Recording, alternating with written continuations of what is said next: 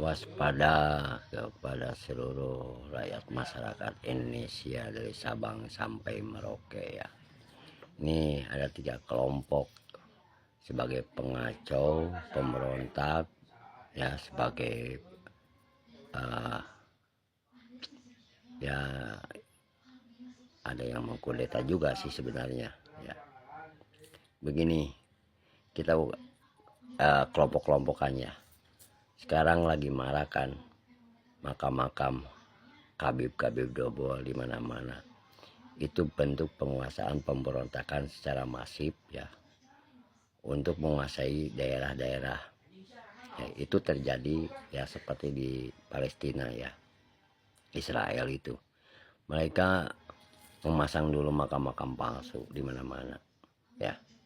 Itu harus diwaspadai kalau Anda benar-benar mencintai daripada negara Republik Indonesia ini. Sebagai bangsa Anda jangan merasa bangga ikut mereka-mereka. Anda itu bodoh paling bodoh. Karena ini penjajahan jelas-jelas. Yang kedua, ya. Yang kedua itu adalah Roy Suryo CS. Seperti ya udah tahu semua. Seperti si Ipa ya, si Egi dan banyak lagi pokoknya yang agak-agak sinting-sinting semua. Itu mereka khusus mengacaukan negara Republik Indonesia ini. Supaya apa? Presidennya sudah tidak dipercaya oleh rakyat masyarakat Indonesia dengan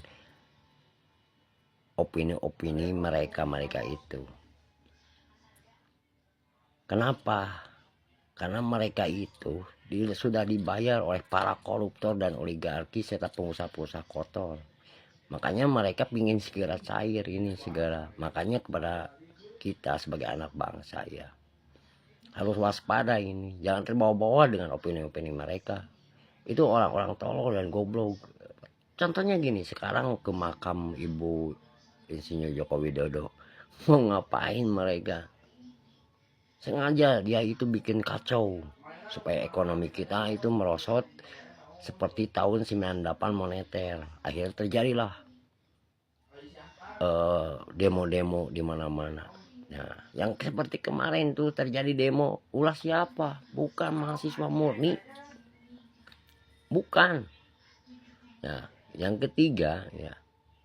Ini ada lagi kelompok ya agak lumayan kelompoknya karena ya pembayarannya sih tidak terlalu besar kalau ini kayaknya. Cuman mereka ini sudah ingin diposisikan, udah dijanjikan, yaitu kelompok yang ingin mengkudeta pemerintahan. Udah jelas itu. Nah, dari 3 kelompok ini mereka itu kadang-kadang bergabung. Mereka tapi misi-misinya beda. Mereka itu saling menguatkan. Tapi alhamdulillahnya ya mudah-mudahan lah, karena doa kita, doa pemimpin-pemimpin kita, para ulama kita untuk Indonesia ini menjadi negara yang kuat dan negara yang aman selamat daripada mereka itu ya.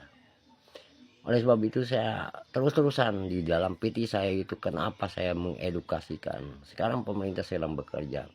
Mereka yang si Roy Suryo CS ini sama Tipa ini lagi gencar-gencar. Kenapa? Yang paling gencar ini si Roy Suryo sama si Tipa CS. Karena apa? Ini sudah para koruptor sudah kena sama Bapak Prabowo. Seperti kemarin Timah dihajar. Terus kilang minyak ya. Pokoknya badan usaha milik negara sekarang lagi dihajar sama Bapak Presiden Prabowo. Banyak yang kena koruptornya. Nah mereka takut. Sengaja mereka memasok uang untuk kepada mereka itu. Dari janjian. Kalau ini selamat dan Presiden Prabowo Subianto lengser atau hancur.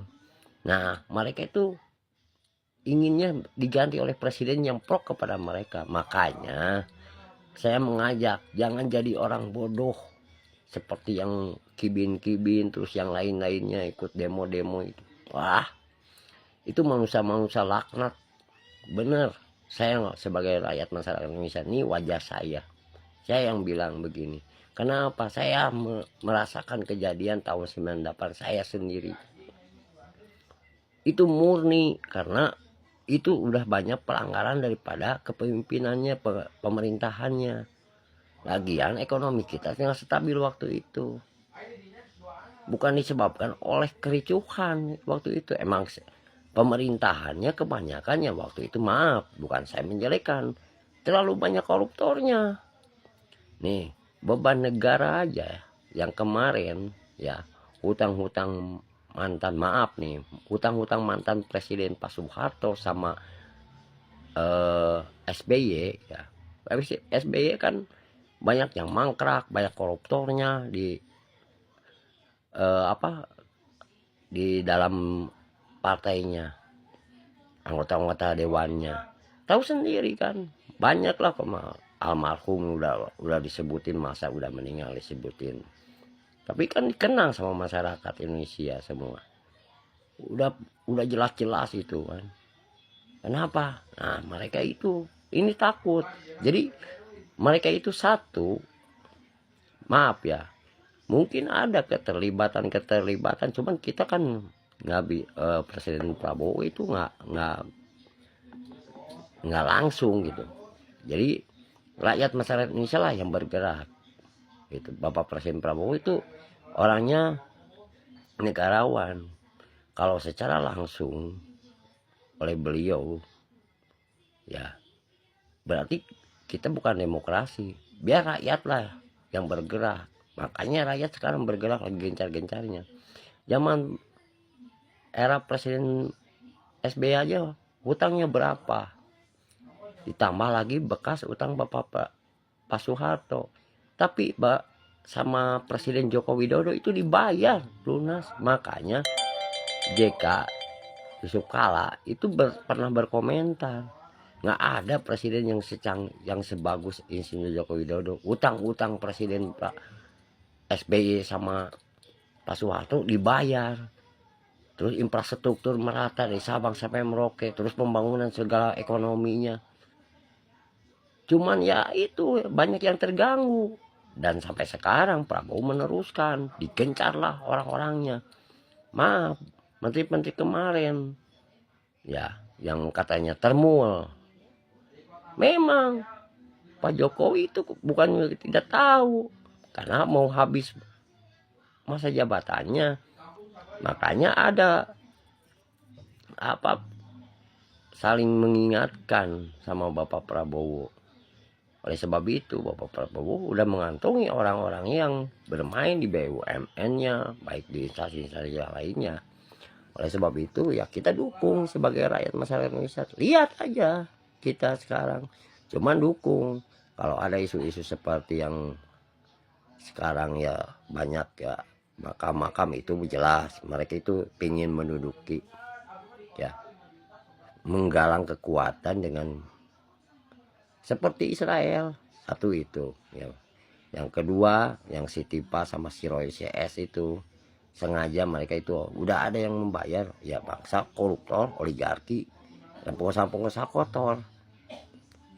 Nah itulah. Yang ketiga ini yang paling signifikan kelihatannya ya, udah kelihatan ada indikasi mengkudeta. Nah dari kedua ini yang ya udah terbaca lah yang menimbulkan keresahan untuk mericukan negara ini, bergabunglah sama yang mengkudeta ini ya. Ditambah lagi ini mereka sengaja saling menguatkan, tapi misi-misi mereka itu beda. Rakyat masyarakat Indonesia sudah paham, walaupun bukan S3 kata Bapak Prabowo, tapi skill pemikirannya masyarakat Indonesia semangat. Salam waras buat semuanya.